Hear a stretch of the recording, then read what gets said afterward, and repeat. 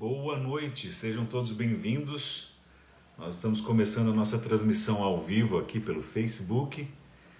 Nesse culto de quarta-feira eu quero fazer uma reflexão com vocês e gostaria muito de continuar o estudo sobre o Evangelho de João, tá bom?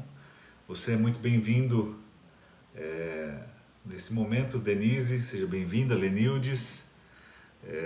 A Vanessa, seja bem-vinda. Vanessa, minha esposa, vai compartilhar aqui o link nos grupos de WhatsApp aqui da igreja para poder facilitar aí o acesso dos irmãos. Nessa noite nós vamos continuar o estudo sobre o Evangelho de João e daqui a pouquinho a gente já vai para o texto bíblico dessa noite. Regina Melo, Sebastião, são muito bem-vindos aqui. Vamos fazer uma breve oração e depois nós vamos aqui para o texto desta noite, tá bom? Vamos orar? Querido Deus, muito obrigado pelas tuas bênçãos. Nós estamos aqui agradecidos porque o Senhor tem cuidado de cada um de nós. Nós continuaremos estudando o texto de João, pedimos a iluminação do Espírito Santo e que ao sairmos aqui deste encontro virtual, nós possamos sair daqui melhores do que quando chegamos. Oramos por todos aqueles que estão passando por alguma dificuldade, por aqueles que estão passando por alguma enfermidade, pelo desemprego, que o Senhor esteja com esses nossos queridos. Em nome de Jesus eu oro e agradeço. Amém. Bem-vindo todos os irmãos aqui do distrito de Osasco, das igrejas Central de Osasco e do Kennedy, são todos bem-vindos. Aqueles que também porventura não tenham alguma igreja e que verão futuramente esse vídeo, que você se sinta acolhido e que de alguma maneira a mensagem possa ser benéfica para você, não só no sentido cognitivo de entender melhor o texto, mas que você possa se aproximar de Jesus, da pessoa de Jesus. Deixe aqui nos comentários um pedido de oração, como eu tenho sempre dito. Não se exponha muito, mas se for algo que você conseguir repartir, deixe aí o seu pedido nos cultos de quarta-feira, nas lives de quarta-feira. Eu olho todos os comentários e quando eu der um cliquezinho ali de uma curtida, de um ok no seu comentário, de um joinha no seu comentário, é porque eu orei por você, tá bom? Então, deixe aí algum pedido que você queira fazer e eu certamente vou orar por você assim que possível, tá bom? Nós estamos estudando o quarto evangelho, o Evangelho de João, na verdade é o Evangelho de Jesus Cristo, né? Sob a ótica joanina, a ótica de João, e nós estamos aqui dentro do capítulo 3, né? Nós começamos a estudar aqui esse mês, finalzinho, na verdade, do mês de maio, a gente começou, né? A última quarta-feira de maio, e a gente já entrou junho estudando o Evangelho de João. É muito interessante o Evangelho por conta de várias questões. Ele é diferente dos demais, você já deve ter lido os outros relatos, né? O de Mateus, o de Marcos e o de Lucas, e você percebeu aqui que é um relato totalmente diferente do relato que João realiza, que João apresenta. João aqui, no primeiro capítulo, ele apresenta Jesus como sendo o verbo de Deus, né? Essa palavra de ação de Deus, e Jesus aqui é apresentado como um novo criador, vamos dizer assim, melhor dizendo, novo criador acho que não fica bom, ele é apresentado como realizando uma nova criação, né? Porque ele é aquele mesmo criador lá de Gênesis 1. Ele apresenta Jesus aqui como esse verbo de ação, essa palavra de ação, realizando uma nova criação. E quando a gente vai lendo aqui, vocês já viram, eu estou fazendo uma recapitulação, tá? Para quem está chegando, para entender um pouquinho melhor aqui as coisas. Os 18 primeiros versículos são chamados de prólogo, e esse prólogo aqui, ele faz a função como se fosse a função de um índice, de um livro, né? Ele vai listar ali as coisas que serão tratadas durante o escrito, né? Ao longo do escrito do apóstolo João aqui. E aí, quando nós vamos avançando aqui na leitura, a gente vai encontrando aqui, a gente chega no capítulo 2, onde Jesus realiza aqui a transformação da água em vinho, e a gente está muito acostumado com a expressão da água para o vinho, né? Essa expressão, ela surge com grandes chances aqui, tem o seu surgimento no capítulo 2 aqui, né? Nesse evento que Jesus realizou, que foi um sinal, né? João chama desta maneira, ele não utiliza outra expressão, ele não utiliza a expressão milagres, ele utiliza a expressão sinal. Sinal porque ele tem um propósito, não é um simples espetáculo público, Jesus não está querendo agradar as multidões, não é nada disso. O que Jesus está fazendo aqui é apresentando indícios de que ele é o Messias, né? E esses sinais são para glorificar o seu nome e para que as pessoas venham a crer que ele é o Messias. E nós estamos muito acostumados com a expressão da água para o vinho, mas é bom que a gente note que o texto fala de vinho superior, né? O melhor, né? E do vinho inferior, né? O texto diz aqui, verso 10 do capítulo 2, todos costumam pôr primeiro o bom vinho. Esse bom vinho aqui, na verdade, é o melhor vinho, né? O vinho superior, que está em contraste com a palavra inferior, quando diz aqui, todos costumam pôr primeiro o bom vinho e quando já beberam fartamente, servem o inferior. Então Jesus aqui está nessa dinâmica do inferior para o superior. Lembrem-se que eu disse para vocês, quando o texto fala assim, no princípio, né, ele remete a mente do leitor justamente para Gênesis capítulo 1, que é quando Deus opera, e Jesus estava lá, né? Jesus foi o agente da criação, quando Jesus cria todas as coisas.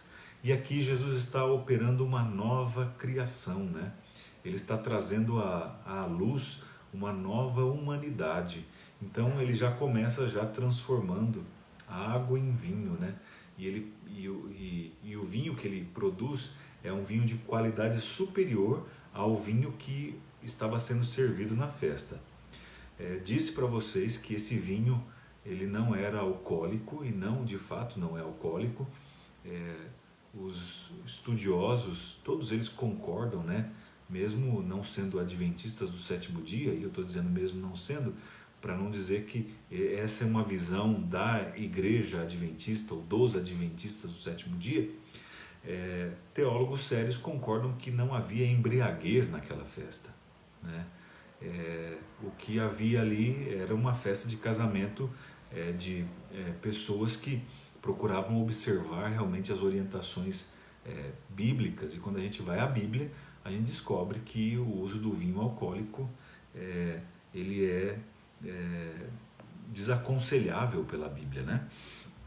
Essa festa de casamento aqui era a festa de parentes de Jesus, né? Maria toma a frente da festa, mesmo havendo um encarregado da festa, que a Bíblia chama aqui de mestre-sala, né? E nada tem a ver com questões carnavalescas, né?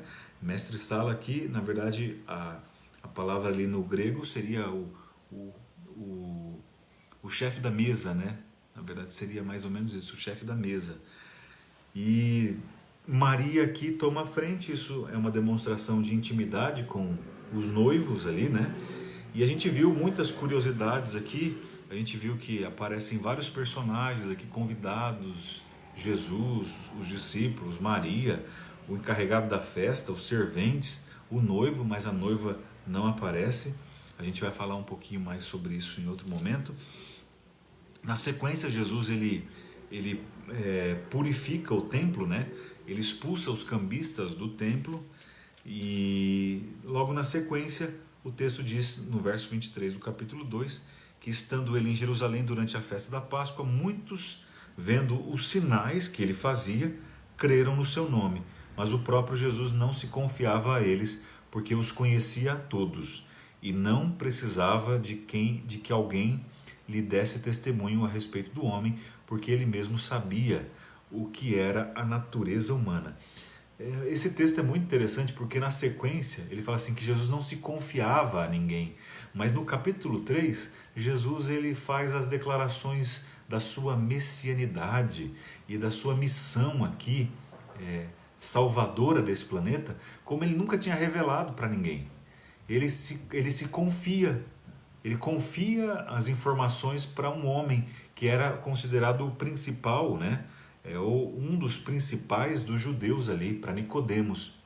Então, você percebe que a gente está no capítulo 3, mas a gente pode perceber que todo o livro está conectado. Ele não está, as coisas não estão aleatoriamente ali jogadas, né? Elas estão conectadas. O texto fala assim, ó, Jesus não se confiava a ninguém, mas aí você lê o capítulo 3, ele confia.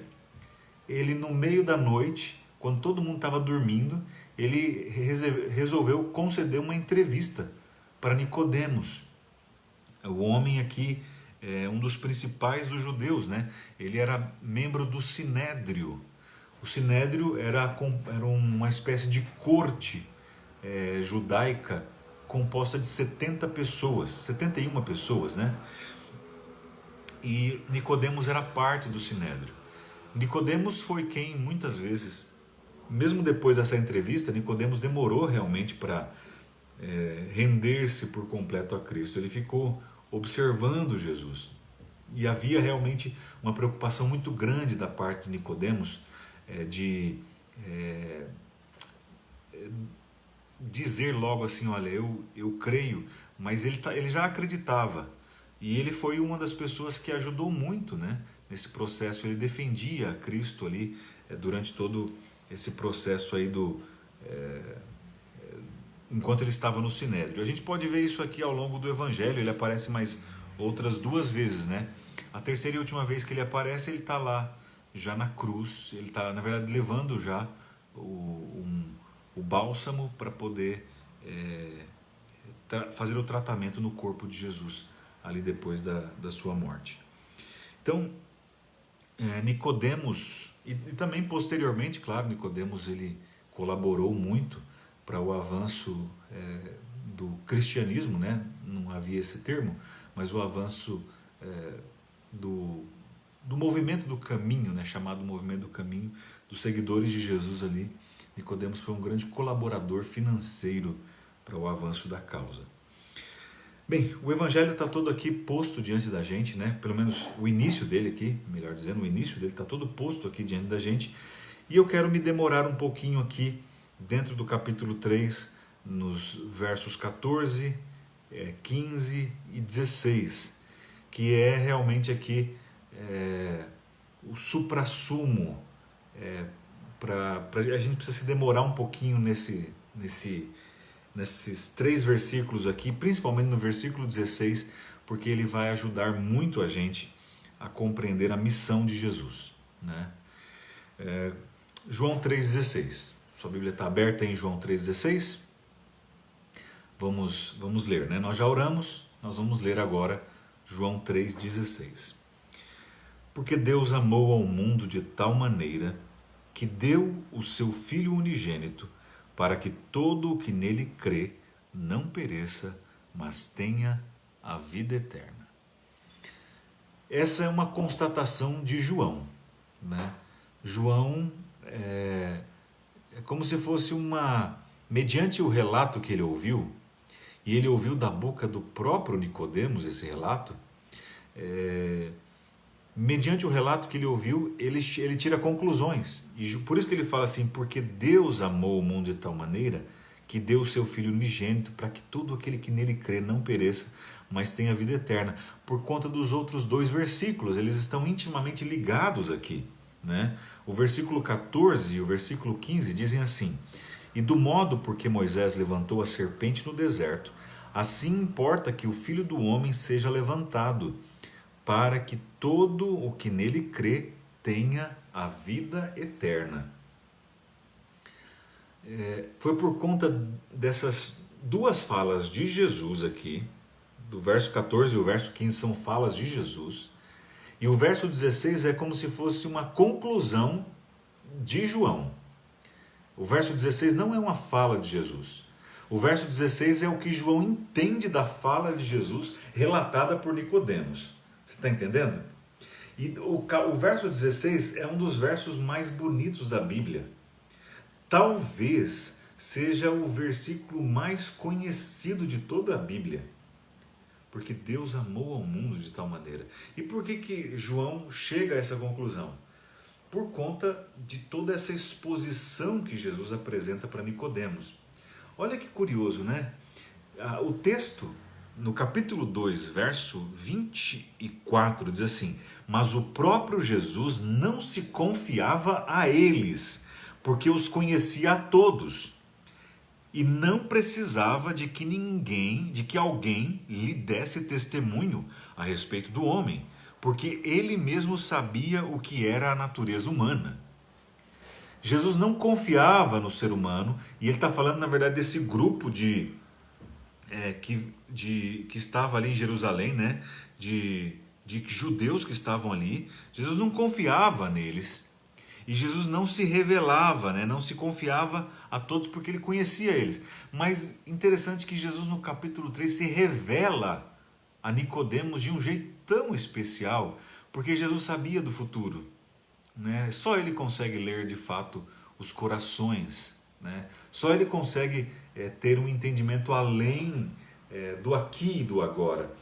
E Jesus chega para Nicodemos e ele fala para Nicodemos. Nicodemos chega para ele assim: olha, sabemos que és mestre vindo da parte de Deus, porque ninguém pode fazer os sinais que você faz, ó, sinais, tá vendo? Os sinais que você faz, se não vier da parte de Deus.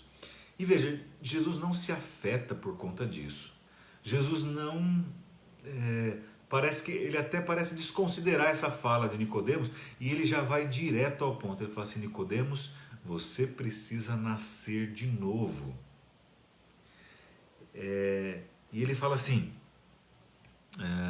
verso 3: a isto respondeu Jesus: em verdade te digo, se alguém não nascer de novo, não pode ver o reino de Deus.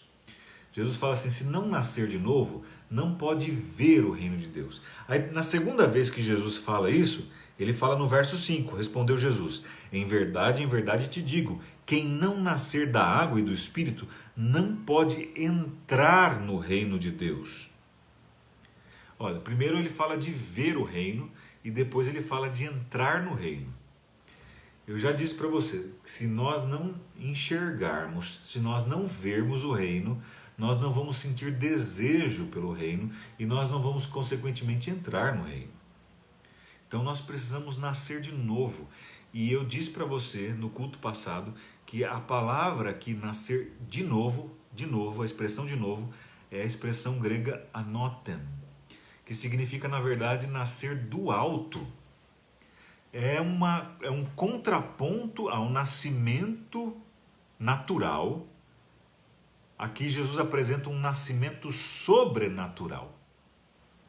Lembra da história de criação? Que Jesus está criando uma nova humanidade, um novo homem. É do inferior para o superior.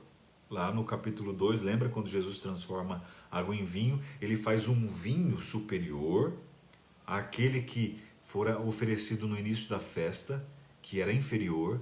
E aqui Jesus apresenta um nascimento do alto, né? Um nascimento sobrenatural, se contrapondo ao nascimento natural.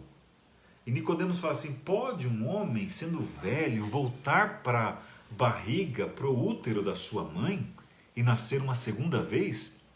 Aí Jesus fala assim: olha, você precisa nascer de novo, você precisa nascer do alto, da água e do Espírito. Então, a proposta de Jesus aqui, através do escrito de João, é realmente de uma nova criação. É isso que ele está propondo. um novo ser humano surgindo a partir da crença em Jesus como o Messias. Aqueles que crerem em Jesus como o Messias, lhes será dado o poder de serem feitos filhos de Deus. Ó, eu falei para vocês que aqui nesse estudo a gente vai ficar indo e voltando no texto. Olha só o que está escrito lá no capítulo 1, lá no versículo 12. Mas a todos quantos o receberam, deu-lhes o poder de serem feitos filhos de Deus, a saber, aos que creem no seu nome. Pastor, então nem todo mundo é filho de Deus? A resposta é: nem todos têm a Deus por Pai. Nem todos têm a Deus por Pai. Essa é a resposta. Deus criou a todos? Sim, Deus criou a todos. Mas eu estou falando aqui de nascimento não natural. Essa graça comum, vamos chamar assim, oferecida e estendida a todos, os 7 bilhões, mais de 7 bilhões de habitantes deste planeta, eles têm essa graça comum. No entanto, o que Jesus está oferecendo aqui não é simplesmente vida no sentido de bios, a vida da respiração aqui, da existência das células, dos órgãos, dos tecidos, de tudo. Não é isso que eu estou dizendo. Eu estou falando de vida eterna. É esse nascimento do alto que Jesus está propondo. A proposta do Cristo do Evangelho de João é a proposta de que a humanidade, e aqui nós temos Nicodemos, de alguma maneira todos nós somos como Nicodemos, guardadas as devidas proporções, somos como Nicodemos, precisamos desse encontro com Jesus, precisamos entender que o novo nascimento, ou o nascimento do alto, ele tem que ser diário, tem que ser todos os dias na nossa vida. A gente precisa nascer todos os dias do alto. Ao recebermos Jesus no coração, há essa transformação, existe essa mudança. É isso que o Evangelho está apresentando. E aí, quando a gente chega nos textos de hoje, a gente descobre o seguinte, que Jesus disse para Nicodemos: e do modo por que Moisés levantou a serpente no deserto, assim importa que o Filho do Homem seja levantado, para que todo o que nele crê tenha a vida eterna. Que história é essa que Jesus está falando para Nicodemos? Essa é uma história que está lá no Antigo Testamento, está lá no livro de Números, e eu convido você, deixa uma marcação aí, ó, pega um marca-páginas do texto, ou deixa sua mão mesmo aqui no capítulo 3, que a gente já vai voltar para o capítulo 3. Vamos lá para Números, o capítulo é o 21, Números capítulo 21, e a gente vai ler aqui a partir do verso 4, a história que Jesus está contando está aqui, quando Moisés levantou a serpente no deserto. E enquanto você procura, eu vou tomar uma água.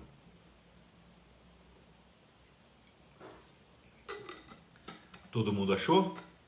Quem achou, digita achei aí. Vamos lá. Números, capítulo 21, a partir do verso 4. A Bíblia diz assim: então partiram do Monte Or, pelo caminho do Mar Vermelho, a rodear a terra de Edom. Porém o povo se tornou impaciente no caminho.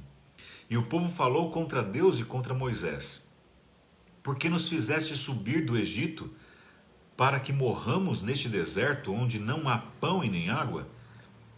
E a nossa alma tem fastio deste pão vil?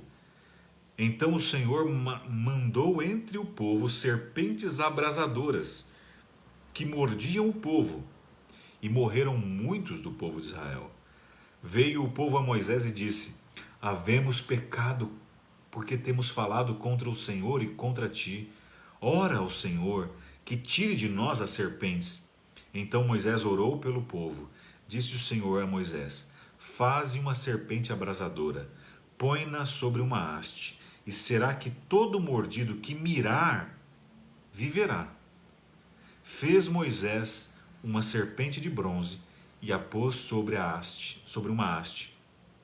Sendo alguém mordido por alguma serpente, se olhava para a serpente, sarava. Esse aqui é um episódio interessante, porque essa serpente de bronze aqui, ela simboliza Jesus. E eu acho que você deve estar achando estranho isso aqui. Pastor, não tinha nada melhor para simbolizar Jesus, não? Uma serpente. A serpente que era símbolo do diabo. Como assim simboliza Jesus? Olha que curioso. Aqui você viu que o povo de Israel acabou reclamando da vida que eles estavam tendo ali no deserto. Eles tinham saído do Egito, a gente precisa lembrar disso, eles tinham ficado ali por um tempo, saíram do Egito, e aí eles estavam reclamando, porque no deserto não tinha pão e água. Na verdade, Deus sempre providenciou para eles pão e água. E eles falaram assim, pão vil, eles estão falando do maná. O maná era o alimento que Deus providenciava. E eles falam, esse pão vil, né? Eles estão praguejando ao alimento que Deus está concedendo para eles, né? E aí Deus enviou serpentes abrasadoras, né? Essas serpentes aqui picavam as pessoas e as pessoas morriam por conta do veneno. E aí o povo chegou para Moisés e falou, eles perceberam que Deus tinha tirado a proteção dele ali. E aí o povo orou, falou, Senhor, Moisés ora ao Senhor e pede para que Deus livre a gente disso. É isso que o texto diz, ó, ora ao Senhor que tire de nós as serpentes. Interessante que Deus não tira as serpentes. Porque o texto fala assim, então Moisés orou pelo povo, disse o Senhor a Moisés, faze uma serpente abrasadora, põe-na sobre uma haste, será que todo mordido que mirar, que olhar para a serpente de bronze, vai viver. Deus não tira as serpentes, Deus ao contrário, fala para Moisés, Moisés, faça uma serpente de bronze. E antes que alguém pense assim, tá vendo? Tá aqui a idolatria. Não, não era idolatria porque não, o texto de Deus não fala para adorar, Deus fala para olhar para a serpente de bronze.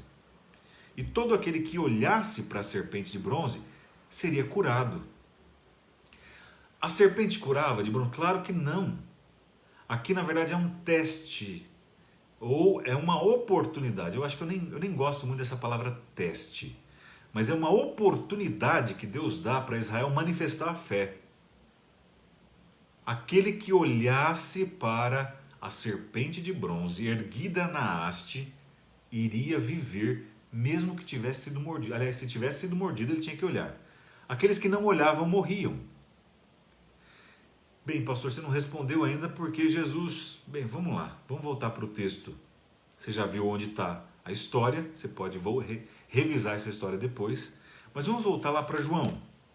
Vamos lá para João. O Evangelho de João, lá no capítulo 3, verso 14 que a gente está. Diz assim, e do modo por que Moisés levantou a serpente no deserto, assim importa que o Filho do Homem seja levantado, para que todo o que nele crê tenha a vida eterna. Assim como a serpente foi levantada lá e quem olhava vivia, quando Jesus fosse levantado na cruz, as pessoas teriam vida eterna. A cruz era um instrumento de tortura. Para quem que era a cruz? Para os transgressores, para bandidos, para criminosos. A cruz era para aqueles que descumprissem a lei.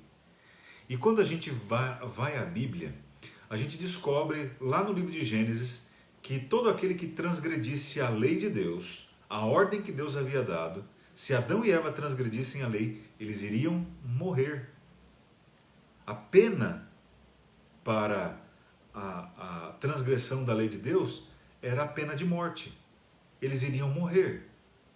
Não entenda a pena de morte como você entende hoje, tá? Seria a morte.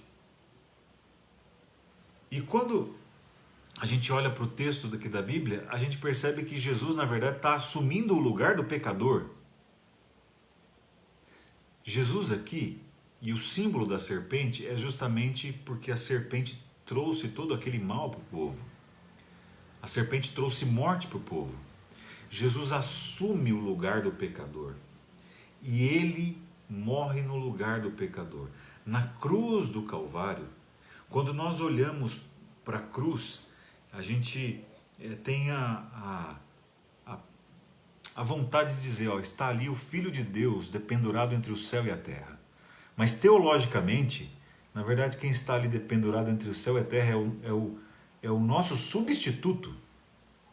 Jesus nos substituiu na cruz. Aquela morte, teologicamente, era minha e sua. Era a morte de um pecador. Então Jesus se fez pecado, mesmo não tendo pecado nele, ele se fez pecado. Ele carregou sobre si os pecados da humanidade. E quando Deus olhou para Cristo na cruz, ele não viu o seu filho na cruz, mas ele viu os transgressores, por isso a ira recaiu sobre os transgressores. Recaiu sobre Jesus na cruz. E houve separação. Jesus diz, Deus meu, por que me desamparaste? Por que me desamparaste? Jesus morre na cruz, a morte que era para ser minha e sua. Jesus oferece para nós a sua justiça, mas toma o nosso pecado e leva sobre ele o nosso pecado. E é por isso que João exclama, porque Deus amou ao mundo de tal maneira.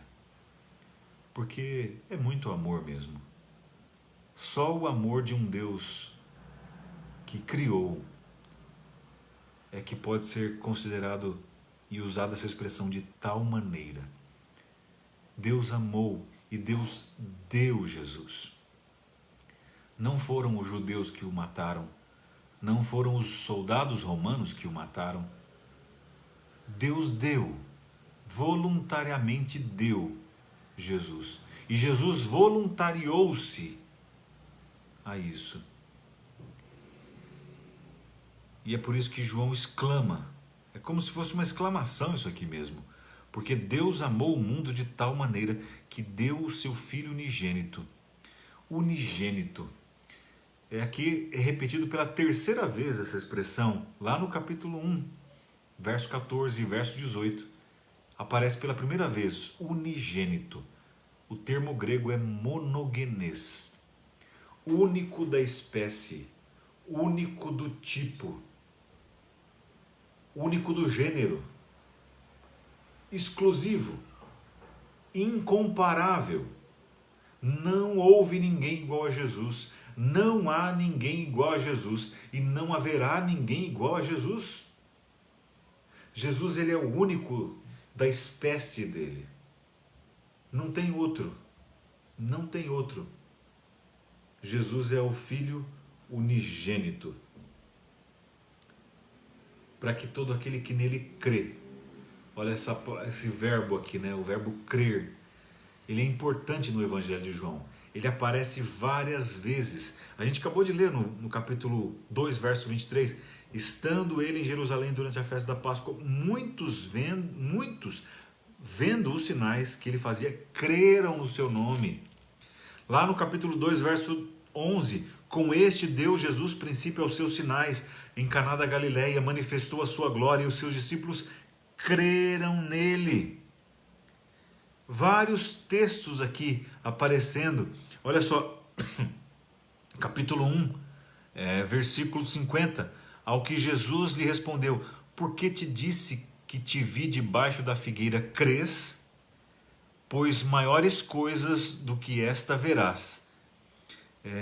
E acrescentou, em verdade vos digo que vereis o céu aberto e os anjos de Deus subindo e descendo sobre o Filho do Homem.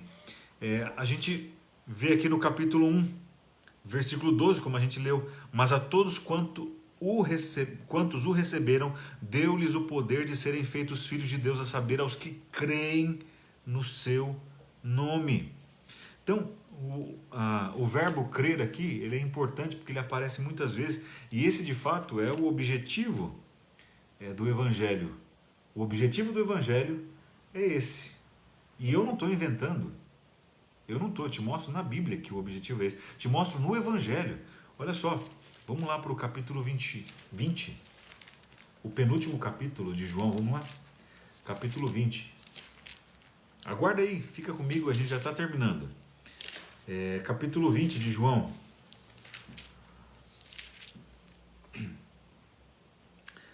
versículos 30 e 31. Na verdade, fez Jesus diante dos discípulos muitos outros sinais que não estão escritos neste livro. Estes sinais, porém, foram registrados para que creiais que Jesus é o Cristo, o Filho de Deus, e para que, crendo, tenhais vida em seu nome. Tá vendo? Não é legal isso aqui? Não é fantástico, gente? Fala a verdade. Olha, é a coisa mais linda do mundo a gente conseguir perceber o propósito para o qual esse evangelho foi escrito. Para que você creia e, crendo, tenha vida eterna.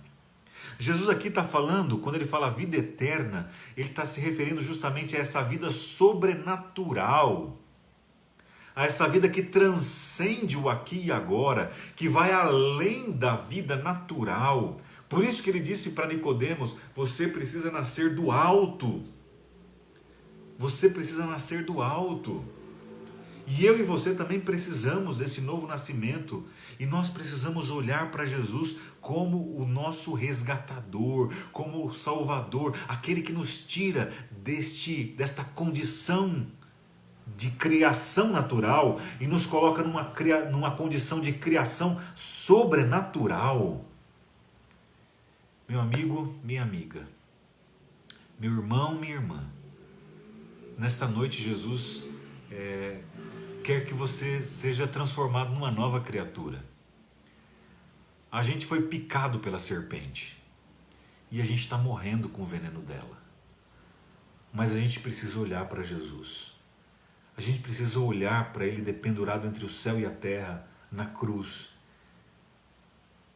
vertendo sangue de 7 partes do seu corpo. Olhar para Ele e falar assim: Ele me substituiu ali.